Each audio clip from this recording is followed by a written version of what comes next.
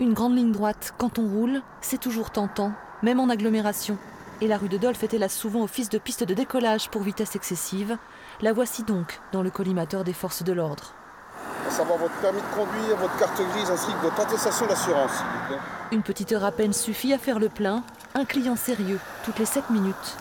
On en est à 8 interceptions avec des véhicules, ça va là aujourd'hui de 90 km/h vitesse retenue, j'explique bien vitesse retenue, à 108 km/h en vitesse retenue. Donc on est vraiment sur des excès de vitesse où les personnes ont pris vraiment une largesse par rapport aux 70 km/h autorisés. Il y a un vrai souci aussi en zone urbaine, périurbaine. Oui, n'oublions pas les zones urbaines. Encore une fois, on ne se dit pas que sur les routes de campagne.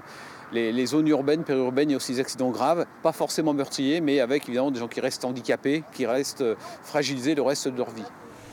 Bien sûr, les contrôles ont lieu toute l'année, ourbi et torbi, mais lorsque les chiffres parlent, ils se font plus insistants.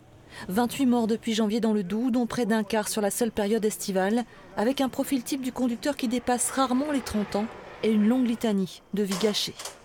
On déplore 10 morts pour cet été, pour juillet août sur les routes du Doubs. 10 morts, c'est beaucoup trop, c'est une tragédie, c'est des familles évidemment dévastées. Et on est malheureusement sur un bilan depuis le début de l'année, à 28 morts depuis le début de l'année.